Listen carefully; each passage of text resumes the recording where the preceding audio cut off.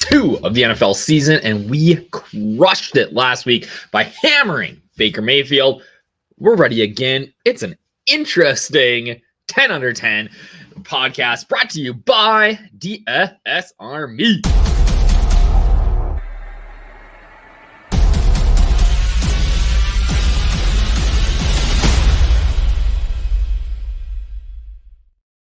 What up, everybody? It's your boy DFSUpNorth, and we are here with another brand new 10 under 10 GPP podcast where I give you 5 of my favorite plays on Draftkings and 5 of my favorite plays on Draftkings, and they are all underneath 10% owned. Underneath, is that the right way to say it? Under 10% owned. Last week, you guys, we kind of crushed it, so let's keep that going here. I will say, it's gonna be a little bit funky. It's gonna be a little bit funky here. I'm excited for, I'm excited to see what happens this week, but it's an interesting slate, one that like I said, am fairly excited about. It's gonna be a good one. So without further ado, let's get into it here. Let me get my screen up for you guys. Oh, wait, we've got a new promo code. Let me see if I can get it up for you guys here. A new promo what's the DFS Army promo? Let's share this tab. There we go. $10 for your first week. So you want to join DFS Army this week. It is only going to cost you $10. Use that promo code crunch for our boys over at, the boys over at FC who are maybe without an optimizer right now.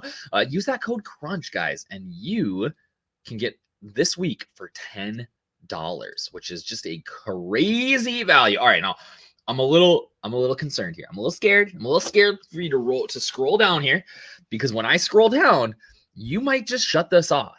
But the cover boy last week was Baker Mayfield. So trust me here, people. I need you to trust me. Let's just see who's below here. We'll talk about my boy Danny Dimes in a minute. Again, if you are not a DFS Army subscriber, or you've never listened to or watched this video before, my motto every week is first or last. I ain't here to min cash, which is probably why I'm looking at Mr. Last Place himself, Daniel Jones, this week. First or last, I ain't here to min cash. Like I've said before, let's take a rewind back to last week. And we had some hits, we had some duds, but that's what you're going to get, right? Like, you're playing these low-owned guys. You're going to get some duds, but you're going to, once in a while, smash. And when you do, all the money, baby. So last week, cover boy himself, Baker Mayfield, was the QB2 on the slate on DraftKings. He brought back a 5.3x value, which is just a ridiculous return. So we smashed with Baker. Right? Low owned QB, went nuts. I was on him. Burns was on him. Had him as my core play for our DFS Army subscribers last week. So I'm feeling pretty good about that. I'm feeling pretty good about myself. It doesn't happen every single week, but once in a while, blind pig finds an acorn. And I found another one in one of my favorite running backs on the week too, and that was Ramondre Stevenson for the Pats. You might see his name here in a little bit. Again, 4.17. Guy that I'm really high on though. We really, fantasy football DFS has a way to bring you back down. A guy that I am super high on this year. I think he is I still think he's going to have a good year. Had a bit of a dud on Sunday, and that was Javonte Williams going up against the Seahawks. He had a tough go, but Audric Estime is out for the next 4 weeks. They placed him on IR today, so Williams is going to still get action along with Jaleel McLaughlin. There was more of a 50-50 split than I anticipated. Khalil Shakir did catch the touchdown last week. He was out snapped by Mac Hollins and his no shoes, but I still think that Shakir's a great play. I'm filming this on Thursday night at about 5 o'clock Central, so we are about 2 hours away from Shakir having another good game against the Miami Dolphins. And then the chalk of the week, Yoshi Andre Iashevas, 5.6 points. It didn't matter. He was the chalk. And you know what, guys, that's a really good point that we need to talk about, is that when you have cheap guys like this that are the chalk, you just have to eat it, right? I get the idea of a leverage, but if they do essentially anything, you're in trouble. All right. So the prime example is going to be Jordan Mason this week. Maybe Christian McCaffrey plays for some reason, but right now we are projecting that Jordan Mason is going to be the highest owned player on the slate. That should come as no surprise to everybody after he went for 136 yards last week, or 100 whatever yards last week against the Jets. That shouldn't surprise you, right? So, oh my goodness, you guys. I am reading this. I did not play Jarrett Stidham on Fanduel last week. We did not play Jarrett Stidham on Fanduel. Let's get last week's article up so we can talk about how they did. But back to my concept here. So I did not update the Fanduel. That's really gonna throw me off here, folks. No, you gotta play the chalk. So Mason is the guy this week. Like, he is a free square on both sites. You essentially have to play him. Like, there's no ifs, ands, or buts about it. I'm sorry. Like, he is a guy that you are just gonna have to get into your lineup. It's not like super fun to play the chalk, and it's a lot more fun to play these like low on guys and hope they go off, but sometimes you just got to eat it. And when there's a guy that's going to be almost min price that, you know, goes out and plays, you gotta play him. All right, let's switch. I'm going to switch to this tab because these guys had a pretty good week last week. I forgot to update it here, but Geno Smith was top 9 quarterback last week for the Seattle Seahawks. Had a really nice game. He ran a touchdown in, was solid. Devin Singletary for the Giants. I mean, he's the guy there, right? They just struggled to move the ball at all against the Vikings. So Singletary was a very mediocre play. Aaron Jones was so close, like so close to being the guy. He was so close to being the guy last week. Like 6 yards away from the 100-yard bonus. Again, the split was more. Ty Chandler probably got a few more carries than I thought he was going to, but this is Aaron Jones's backfield. I think this is another decent spot against the 49ers this week. So don't be afraid to go back to Aaron Jones, because I won't. Greg Dortch played well, was under 1% owned, just really didn't do anything. And then Kylan Granson had a big fat 0. And we're going to talk about tight ends here in a little bit.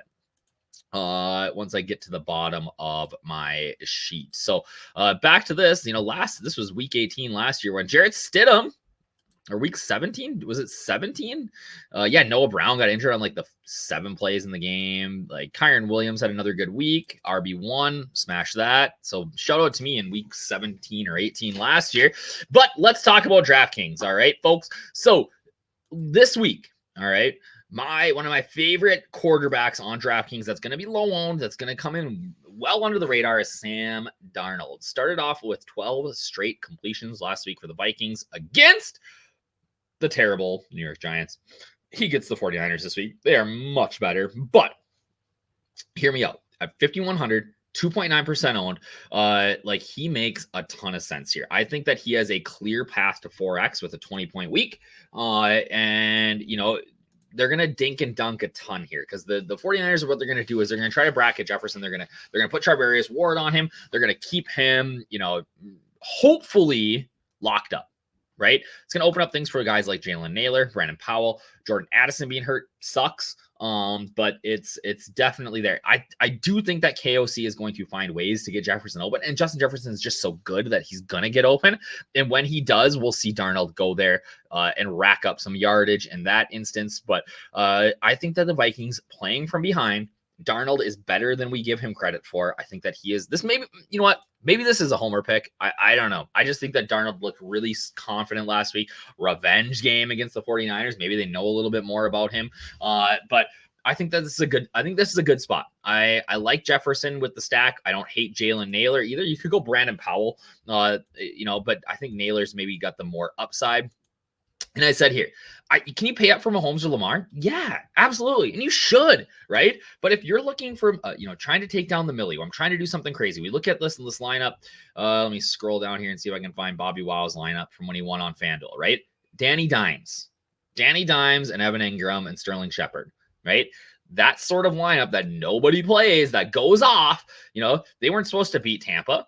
Right? They weren't supposed to beat Tampa on the road, but that's the stuff that can really take you to the next level in a win. There's that crunch thing. Another guy that I'm really high on this week is, I better get his name in there, JT, Jonathan Taylor. He was the only running back that touched the ball for the Indianapolis Colts. I don't expect that to change here.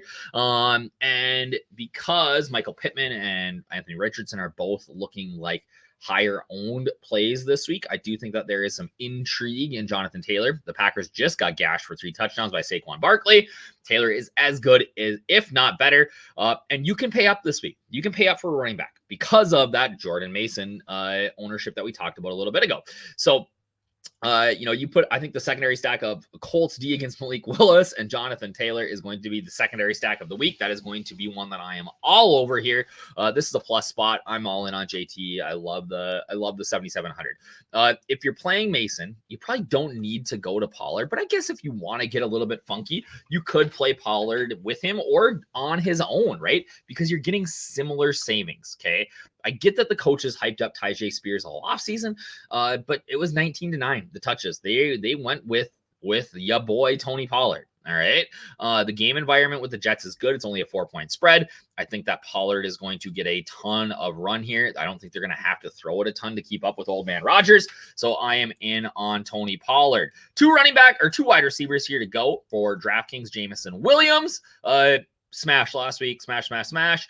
Huge Jameson Williams guy. He out targeted Sun God last week. I'm a little concerned that we see an Amon-Ra St. Brown, come back this week, but the Bucs are gonna do a nice job, I think, trying to cover him and keep him in check. Same with Laporta, and that just leaves Jameson Williams as the third option and the guy that's going to be the better, matchup. He's going to be open more. He can take the top off the defense. He can score in a hurry. So even if he doesn't get the volume that he got in week 1, I think that we could still see him at 5,300 go for 3 or 4X. All right. And when I say 3 or 4X, what I'm saying here, guys, is if you don't understand, maybe you're new to this and it's your first time watching, we're talking like 5,300, right? We're trying to 4X his salary. That's sort of the ideal goal, right? 3.5 to 4. 4, you're talking to your lineups going 4X all the way across the board. You're probably taking down tournaments. All right. And speaking of a guy that's going to help you take down tournaments this week, Wan'Dale Robinson. Mega cheap. Had 12 targets last week, especially on DraftKings. He caught 6 of them, right? That sort of volume just gets you there. Like, he has legitimate 5X upside. I'm going to talk about Danny Dimes here in a second, but I think that the Giants offense is better than what they showed against the Vikings last week. I think that they're going to have a much better showing against this awful Commanders defense. So I am in on a guy like Robinson, who's super cheap, super low owned, and getting tons of targets. All right. Comeback player of the year, Danny Dimes. I mean, if you really wanted to, you could X out of this right now. Give me a thumbs down, right? But trust me on this. I think that Dimes bounces back this week against the Commanders. Comeback player of the year. He has had a rough go. Like, people on the internet are mean. People in New York are even meaner. The national media has been all over him. Like, he is not as bad as he looked last week. He has the ability to scramble and run. He didn't show that against the Vikings. He needs to take off. If he does that this week, he can smash. All right. I really think so. I really think that he can have a monster week here against the Commanders and bounce back with this offense. They need it. The Giants need it. And I have some trust in Danny Dimes this week. Are you gonna ride with me? Let me know in the comments. Again, I haven't said this before, but if you like this sort of content, you like the teaching that I do here, you like the craziness that I go for in my GPP plays, hit that like button, hit the subscribe button, make sure you get notifications when we go live or when new videos are posted. All right, back to the well with Ramondre. Like, I don't even have to say anything. 25 carries last week. He's the guy. Like, Ramondre Stevenson, Seahawks looked good against, my boy Javonte Williams. I get it, but he's like, this is a smash spot. All right, Joe Mixon. My boy Bobby Wow loves himself some Mixon. I wrote, though, that paying $8,100 for Joe Mixon makes me want to puke in my mouth a little bit. And that's the reality. But the guys in the text, like, he's the guy. He played 70% of the snaps, got 75% of the touches. There are so many vertical threats here with Diggs. Nico Collins was sick today. I think he plays this week. And Tank Dell, that he's never going to see a stacked box. Like, Mixon is going to run against, 4-man fronts. He's going to get those sort of positive game scripts all the time. He got 30 carries last week. Do I think that's going to happen again? No, right? But I think that a 20-ish range is going to be good, and he can be super productive in that 20-ish range. So I like him this week again for the Texans. Dameon Pierce is injured. He missed practice today, I believe. And the other thing here is I love that FanDuel is including these Sunday night games. Getting that hammer is awesome. I love that. And I am going to try to find a guy that's low owned in that game every single week so that I can, have that hammer, right? Have that vault up Sunday nights on FanDuel, right? Which is what It's always fun, right? And it gives you a little bit of hope. You watch the Sunday game, you're like, oh, I got Mix in there. Maybe he puts up a 30 spot, right? Next guy up, we got Brian Thomas Jr. of the Jacksonville Jaguars. I'm pretty excited about this guy. He's electric, man. He balled out in week 1. He led the team in receptions, targets. He's an explosive threat. I get that this is a tough matchup, but he faced Jalen Ramsey in coverage last week and looked pretty good, right? Brown's secondary did not look that good last week, so I'm a fan. I'm a fan this week of my boy Brian Thomas Jr., a rookie, and then finally Adonai Mitchell, 5,300, less than 1% owned. This is like a coulda, shoulda, woulda play. All right, he had 5 targets last week. He only connected on 2, but if he had 1 guaranteed touchdown that Richardson just overthrew him. He had another long ball that he couldn't bring in. Had things gone his way last week, we would be looking at him as, oh my gosh, you got to play Adonai Mitchell this week at this price. That's the margins, right? But you're going from 15% owned to less than 1% owned because he missed on a pass. Richardson overthrew him, right? Massively under owned. Great spot against the Packers. We talked about JT. I'm probably not playing those two in the same lineup. But on FanDuel especially, I love me some Adonai Mitchell because he's got that touchdown upside. And then I said, we were going to talk about tight ends. Tight ends, so far, has been a wasteland. I think it's going to continue like that all season. I think you can pay up and get some production, but there's no guarantees on the pay up. So we're just trying to pick and choose guys. One guy that I'm really high on is Colby Parkinson. I was looking at guys like Hayden Hurst today. There was a couple other duds that I'm thinking, man, I guess, right? And that's how bad tight end is this week. So no tight ends for me this week. Play Parkinson or pay up and play Kelsey. I don't think I do love Isaiah Likely and Mark Andrews. I don't think that there's enough. I don't think we're going to see a similar performance from Isaiah Likely. I think it's more likely that Mark Andrews has a better week this week. So if I'm going to pay up for anybody in GPP, maybe it's an underowned Mark Andrews. All right. So that is what I got for you guys. 17 minutes. I talked way too much this week. All right. Hit that like, hit that subscribe. Let me know who your favorite guys are this week that are going to be under 10% owned. And I will see you back here for week 3, hopefully with some big winners. Cheers.